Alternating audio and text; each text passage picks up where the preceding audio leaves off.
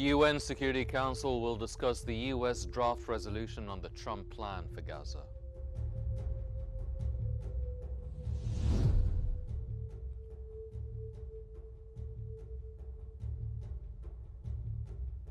Saudi Crown Prince will visit the White House for talks with the US President.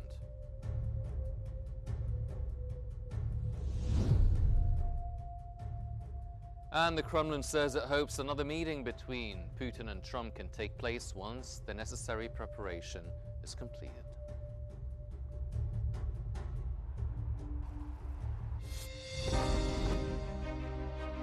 And then, of course, we have the host tonight, and I just want to thank you very much. It was a reason we chose Egypt, because you were very helpful, and very, very helpful. Everybody wanted to have this, but we really thought it was appropriate. And you are a great leader.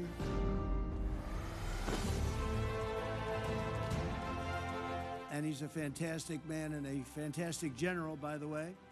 But he's a great president. And I want to thank Egypt and all of your representatives for treating us all so well. Thank you very much. You're watching Q News. It's 4 p.m. Cairo local time. I'm Henny Saif, and in the news today, the UN Security Council will discuss the US draft resolution on the Trump plan for Gaza. The United States urged the Council to expedite its adoption. Israeli media report that expectations indicate broad support for the resolution, which proposes deploying an international stability force in the territory and granting the so-called Peace Committee authority to manage Gaza, aiming to stabilize the region and facilitate humanitarian and administrative oversight.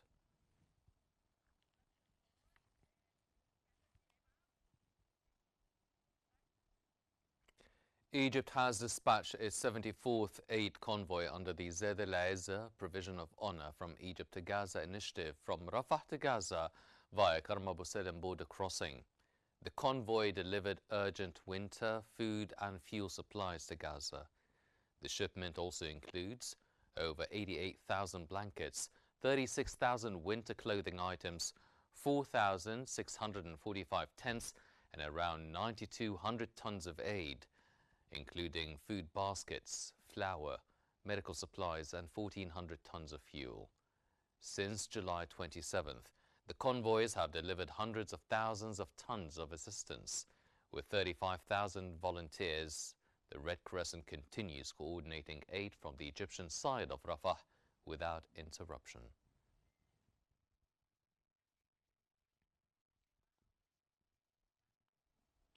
The Egyptian Committee in the Gaza Strip has intensified its field efforts, deploying technical teams across the hardest hit areas. Following recent heavy rains in Gaza, they provided urgent support to affected families, distributing tents and temporary shelters to those whose homes were damaged by rain and wind.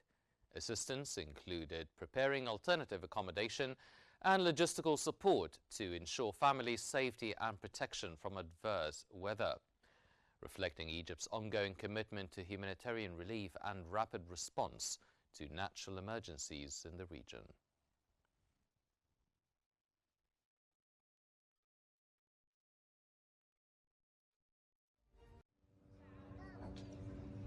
In an immediate response to support displacement camps as winter approaches for Gaza's residents, the Egyptian Committee for Gaza Relief, in coordination with official and international bodies, is leading extensive humanitarian and relief efforts across the Gaza Strip. These efforts include sending hundreds of thousands of tons of aid and constructing shelters for displaced families. The Egyptian Committee has intensified its field operations in Gaza to distribute tents and temporary shelters, providing urgent assistance to families affected by heavy rains and severe weather, including those in Gaza City and the northern areas.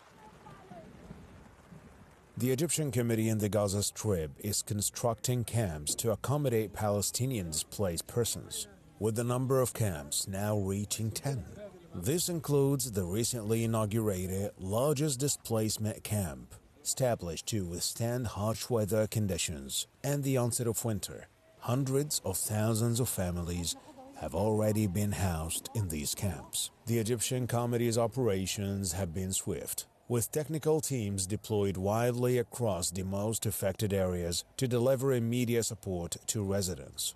Assistance measures include preparing alternative temporary accommodations and providing logistical support to ensure the protection of families from adverse weather conditions. The Egyptian Committee for Gaza Relief also continues to provide emergency aid to affected families, maintaining daily monitoring of the needs in the hardest hit areas. These efforts reflect Egypt's humanitarian role in alleviating the impact of harsh weather conditions in Gaza and mitigating the suffering of its residents amid the ongoing aggression against the Gaza Strip. Egyptian Foreign Minister Badr Abdulati and the Jordanian Deputy Prime Minister and Foreign Minister Ayman al-Safadi have discussed ongoing coordination on Palestine in efforts to consolidate the Sharm el-Sheikh peace agreement. Both stressed full implementation of its political, humanitarian and development pillars to advance Palestinian statehood on the 1967 borders with East Jerusalem as the capital. They reviewed UN Security Council deliberations on Gaza and the planned stabilization force and discussed preparations for the International Conference on Gaza Reconstruction, reaffirming continued Egyptian-Jordanian coordination for regional peace and stability.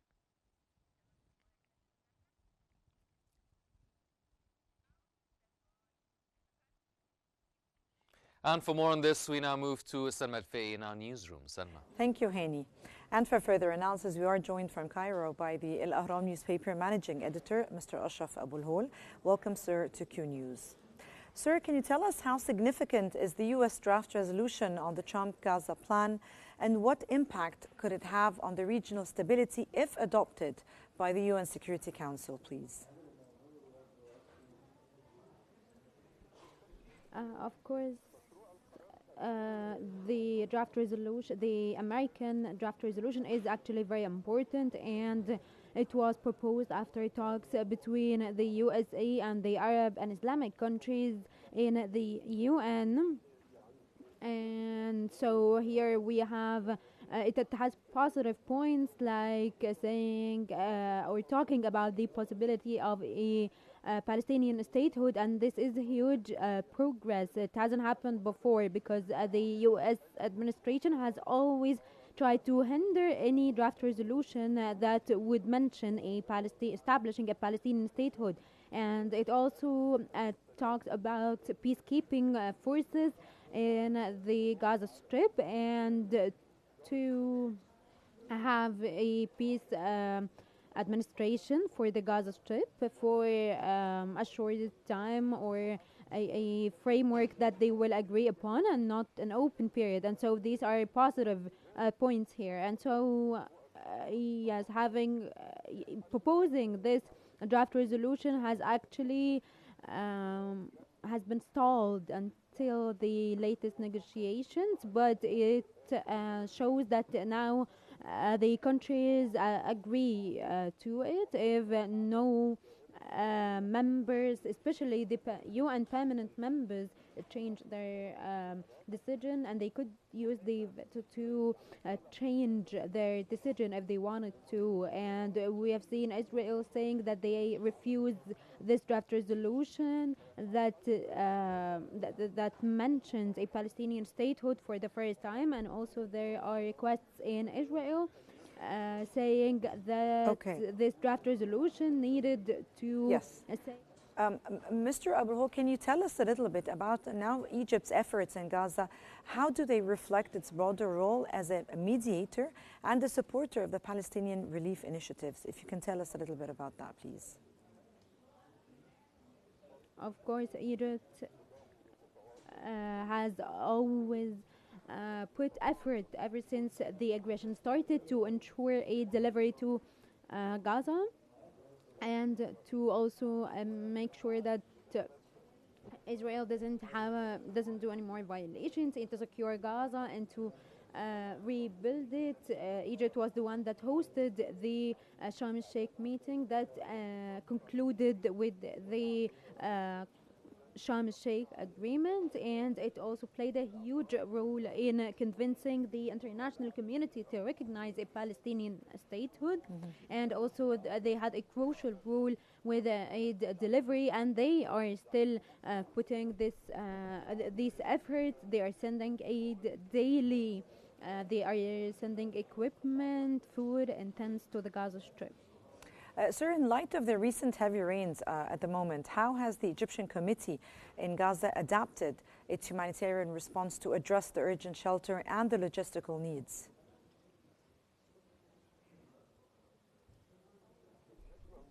The Egyptian committee in Gaza, they had some tents and camps that have tens of thousands of families, and they are distributing aid, their medicine.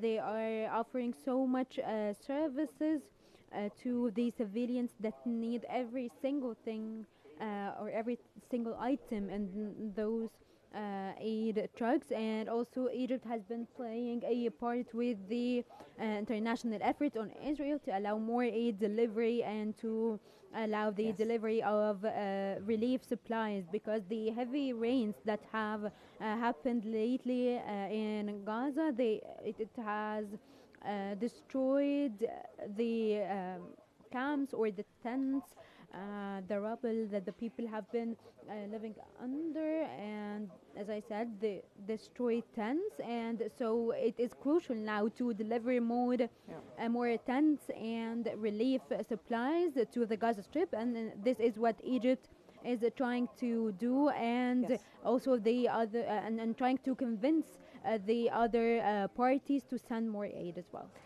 Sir, can you tell us how do maybe the Egyptian-Jordanian coordination, how can that influence the ongoing diplomatic efforts to advance the establishment of a Palestinian statehood on the 1967 borders?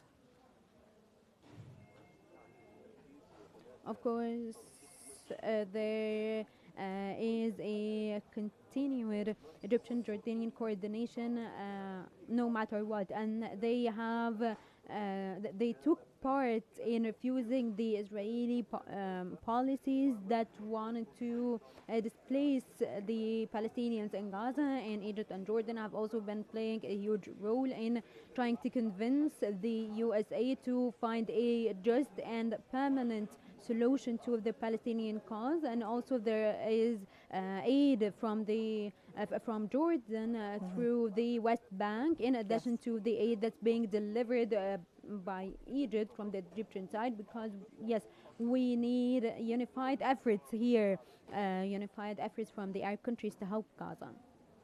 And from Cairo, that was Mr. Ashraf Abul Hol, the El Ahram newspaper managing editor. Thank you so much, sir, for joining us here on Q News. And now we go back to our studio, Hani Saif. Hani. Thank you, Salma. Hamas has urged the international community to pressure Israel and its backers to halt attacks on Gaza, lift the blockade, and reopen crossings. The movement warned that the worsening humanitarian catastrophe, marked by the collapse of health services, lack of food, medicine, clean water, shelters, and rising winter conditions, threatens millions of civilians. Hamas held Israel fully responsible for violating the ceasefire and obstructing aid, demanding immediate implementation of the humanitarian protocol and reopening the Palestinian side of the Rafah border crossing.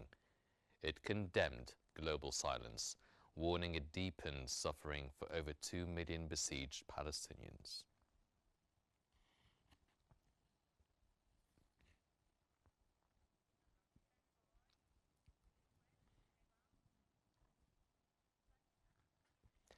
Israeli media has reported that Hamas members who are trapped in the Palestinian Rafah tunnels of southern Gaza insist on exiting on their own terms. That comes as approximately 100 members surrounded in the tunnels refuse to surrender, demanding conditions acceptable to them, underscoring the ongoing tension and standoff in the area as Israeli forces maintain pressure on the Gaza Strip.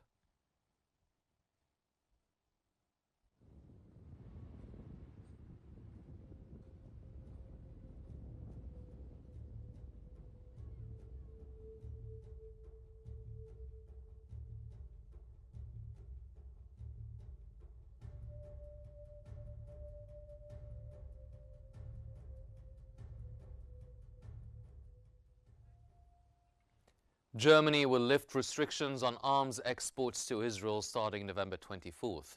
Government spokesperson Sebastian Ille said that on the decision follows a ceasefire in Gaza since October 10th, which Berlin said has fundamentally stabilized the situation. Hill emphasized that the lifting of restrictions is contingent on both sides maintaining the ceasefire, providing humanitarian aid, and adhering to agreed processes. He added that the German government continues to monitor developments in the Middle East and maintains ongoing dialogue with all parties involved. When asked about potential violations of international humanitarian law by Israel, Hill said he had no information and the Foreign Ministry had nothing to add. Dazu gehört, dass der Waffenstillstand hält. Dazu gehört, dass humanitäre Hilfe in großem Umfang geleistet wird und der Prozess geordnet sowie vereinbart weiterläuft. The Tel Aviv District Court has approved postponing Israeli Prime Minister Benjamin Netanyahu's corruption trial, originally set for next Wednesday, citing a security matter he raised. Netanyahu submitted a sealed envelope containing classified materials to the prosecution during today's hearing. The trial involves multiple cases. Case 1000 excuses him and his family of accepting gifts from businessmen. Case 2000 concerns media coverage deals, and Case 4000 involves alleged favors to telecom tycoon Shaul Ilovich for positive reporting.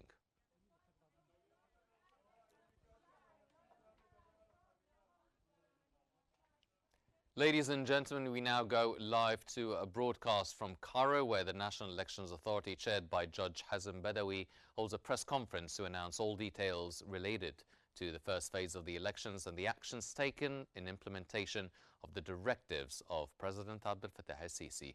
Let's watch. What came on the official page of His Excellency the President, the NEA, reaffirms and confirms that it is very aware of everything that happened during the electoral process, and because the authority doesn't have anything to hide, and because we cannot conceal any violations or violator, the Council of the NEA, with all its members,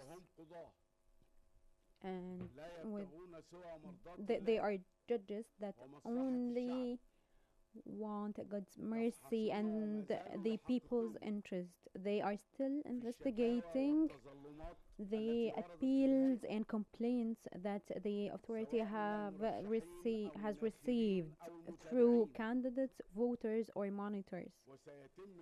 And we will be taking the lawful decision, even if this leads to cancelling the elections altogether or in some districts. I want you to rest assured we won't have any no candidate will be here unless the voters want. Long live Egypt, and may God protect Egypt and its people, and thank you.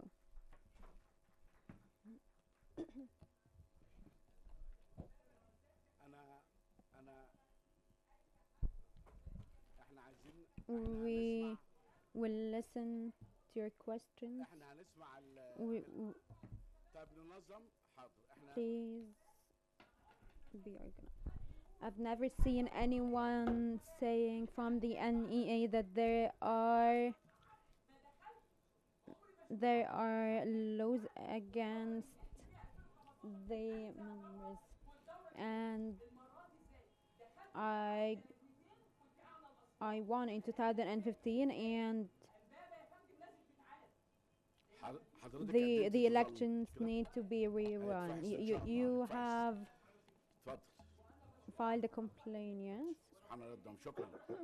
Thank you. And I'm calling for our right.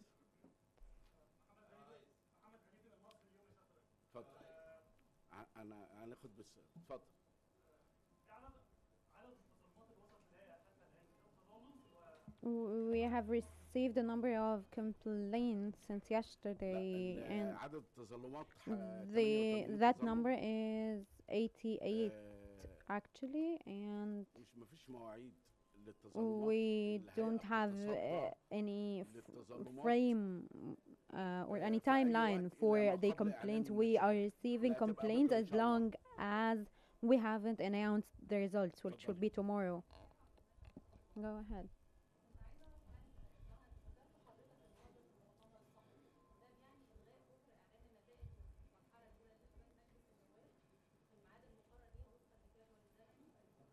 Well, we have the results tomorrow according to the timeline, and then there were some districts. Can I mention some names where the violations happened? Yeah, sure, go ahead. In Fayoum, one of the candidates had a number of votes that was higher than the number of the actual voters. How will you deal with this? Is this an error, or do we suspect something here? And then in the same district also, the polling stations actually I want you to be sure that any measures that we will be taking, or any laws that were violations, then the whole district will be cancelled, and this is all under investigation still. Go ahead.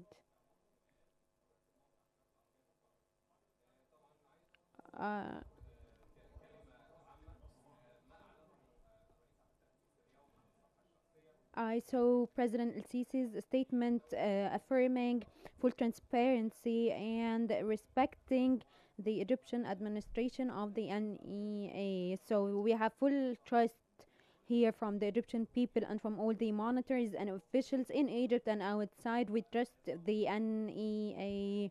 But my question here to you and to the authority is, as you said, you have around 88 complaints. I want to know, is this number, does this number include all the districts or specific ones? Thank you. Yeah, the authority has received the complaints that have been filed by the directors of the polling stations, and these complaints weren't in all governorates or in all districts, but in some districts, and there were complaints in all districts in specific governorates, but the majority was in districts and not in governorates. Go ahead.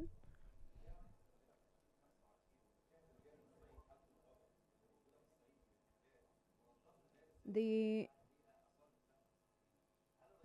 president's statement actually alarmed us. Is the president supposed to monitor and handle everything that's going on in the country? We didn't announce any results, and we will be announcing it according to the timeline.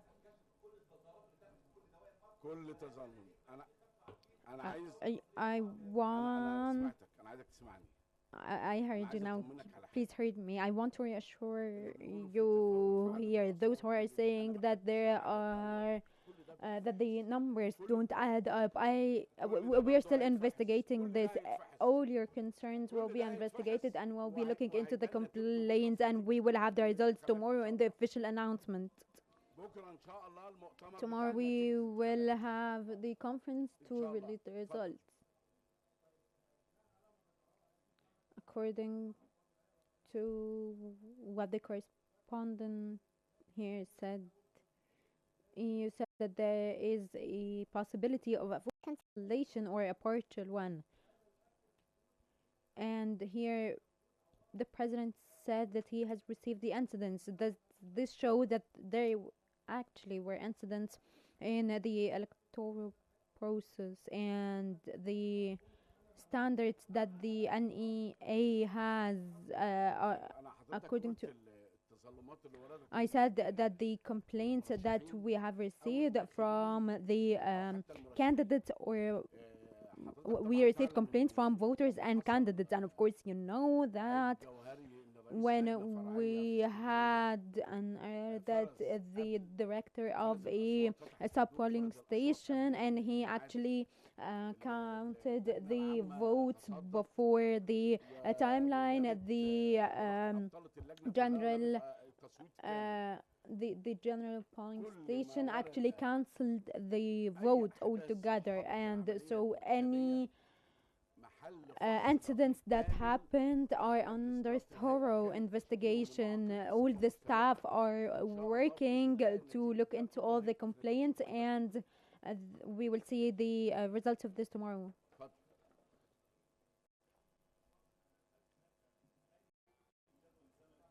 Are there any changes with the timeline announcing the results tomorrow? According to the timeline, the NEA is still working on all the measures that were announced on the 4th of October, and we are following the timeline, and actually according to what the authority sees fit, we will take the lawful measures according to what will be announced tomorrow. So we're going according to the timeline.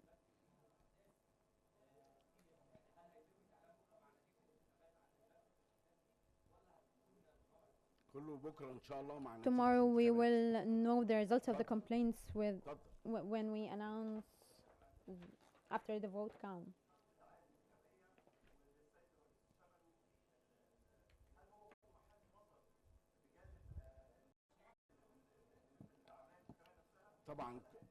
Of course, all the violations that have happened have been all taken into consideration, and we'll be talking about them tomorrow.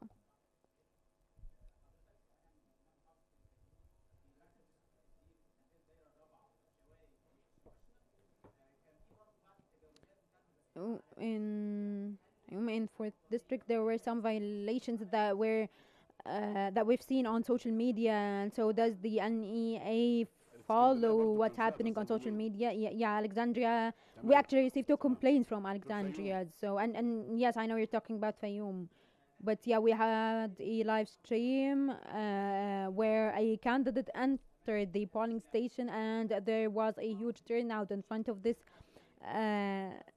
polling station, and people were saying, the voters were saying, they've been here for 3 or 4 hours and they cannot go and vote. And so does the NEA take into consideration the complaints that were published on social media? Yeah, of course, we take into consideration everything that was posted on social media. We aren't living under a rock. We are very aware of what's happening, and all of these violations were actually recorded as well, and we are taking them into consideration, and we'll announce them tomorrow. Anything else? Yeah.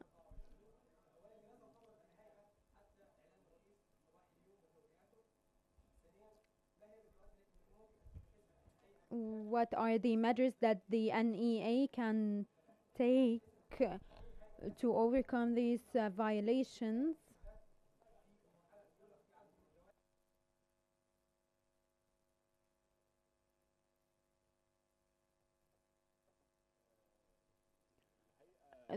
The authority is announcing the results tomorrow. And so the question here is, why did we wait? Actually, we had we were investigating, and we will have the results tomorrow. And also, as you know, the NEA is independent and has a full authority over the electoral process, and can cancel elections and cancel some districts.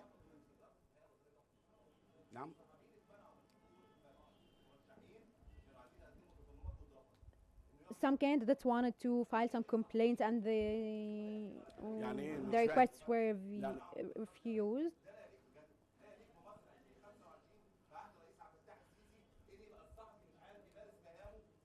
We are in 2025. Why can't يعني مرشح عايز يقدم. ايوه. You said that the candidate couldn't file their complaints, and also we are calling for a rerun for these elections here on behalf of all the reporters and journalists.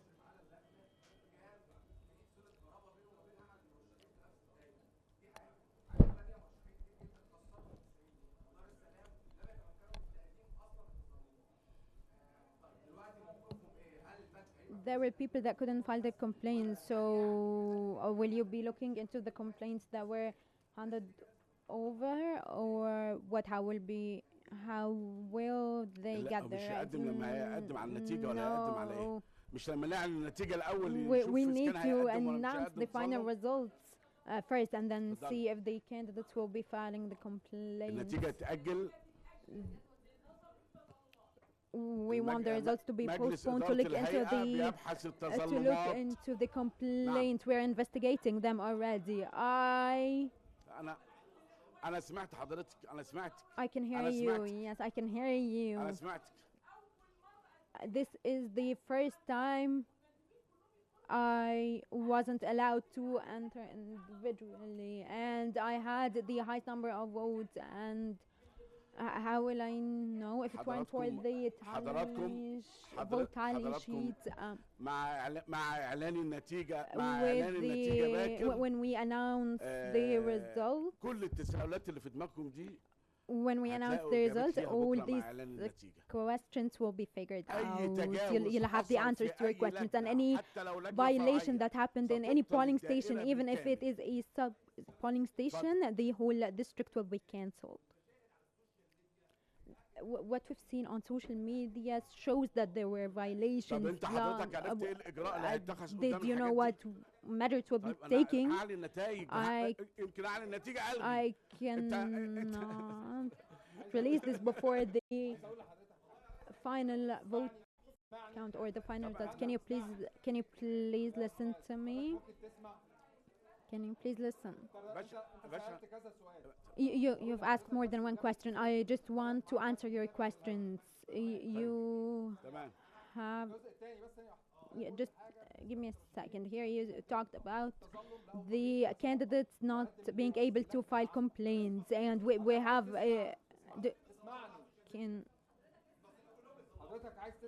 Can you please listen? People need to understand that the lawful measure, the law says that the director of the general polling station is the one who receives the complaints, and then they file it to the NEA, and so this is what the law says, and we need to be aware of this, and so everyone can understand what's going on here. We are all making sure to give the rights where they are due. We are judges after all, and we will not allow any unfairness to anyone. And so yes, you don't need to be worried, and the authority is taking the measures according to the law. And so I want to assure everyone, and yes, we will have the results after we are done with the investigation, and we'll be talking about them tomorrow when we announce the final results. Districts like Nagahmadi, I want to name people here like Fathaddin. He has huge number of supporters, but then he got a less than expected number of votes, and he was surprised by this. Just because of what you're saying, what happens before any official results, we go back over the complaints and we make sure that they match the general. Up till now, Up till now, خالص no one نهائي knows if طبعا. they will be having a نتيجة rerun نهائية or إن if they شاء won الله. or anything. Yeah, no, they don't. They'll know after the final results are announced. The complaints that were we actually had hope when we saw President El-Sisi's statements. The complaints and the appeals have كل التفاعلات a اللي صاحبة time العملية الانتخابية frame مش لازم that they have an بتظلم. expiry كل date ده رصدها or الهيئة. وهيصدر فيه any قرار رسمي إن violations or شاء الله. complaints. We have received them even if they weren't formally.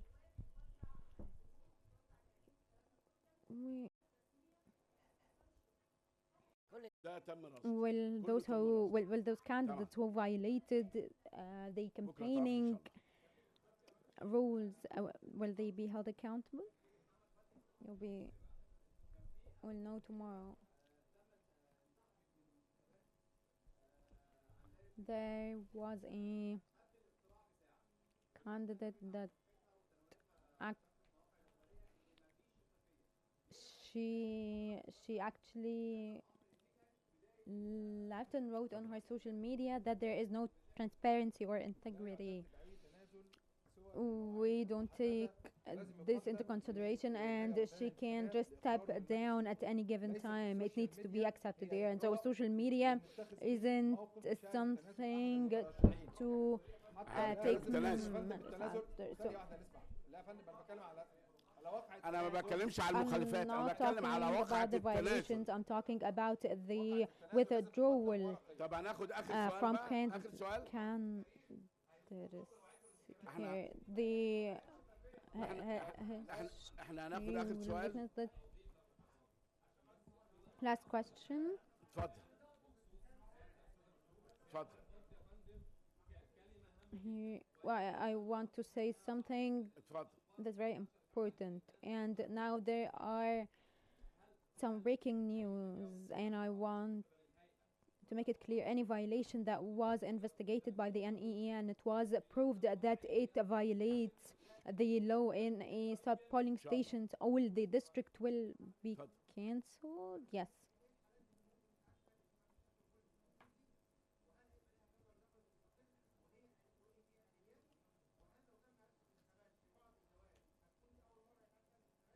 If we have a rerun, will this be the first time? After investigating all the appeals and complaints, law has said we will accept the appeals and we will have a rerun in these districts. So yes, we will have a rerun, as I said, in these districts, and we will have a timeline to have this rerun according to our timeline, maybe after we finish our initial timeline or during it. And so yes, we have here some laws that we follow. As I said, we will have a rerun in the districts that had major violations that affected the electoral process. Thank you so much.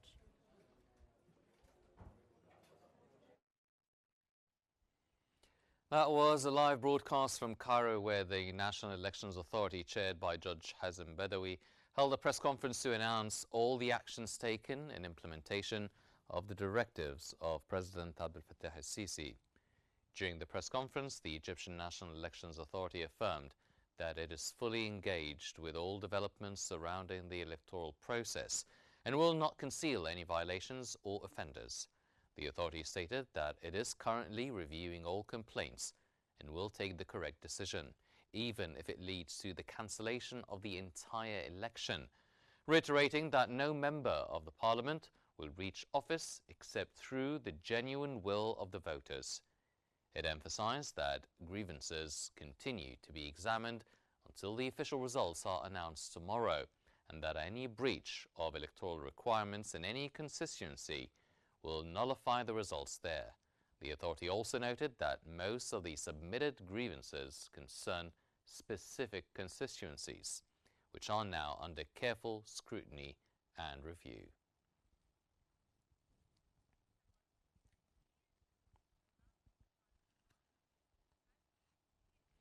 Moving on with our news, Saudi Crown Prince Mohammed bin Salman will visit the White House tomorrow for talks with US President Donald Trump aimed at reinforcing decades-old cooperation in energy and security, while expanding ties in trade and technology.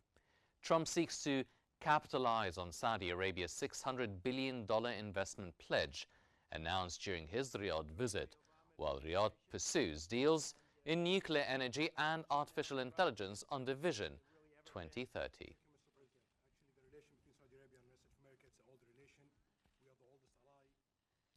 The Kremlin has said it hopes another meeting between Russian President Vladimir Putin and US President Donald Trump can take place once the necessary preparation is completed. The two leaders last met in August at a summit in Alaska, where they discussed potential steps towards ending the war in Ukraine.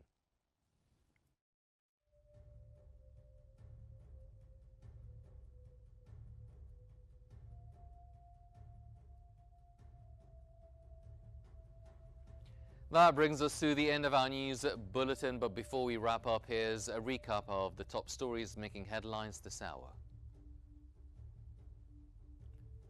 The UN Security Council will discuss the US draft resolution on the Trump plan for Gaza.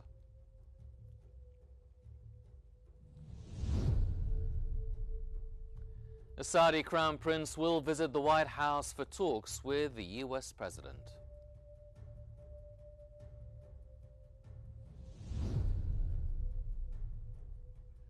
And the Kremlin says it hopes another meeting between Putin and Trump can take place once the necessary preparation is completed.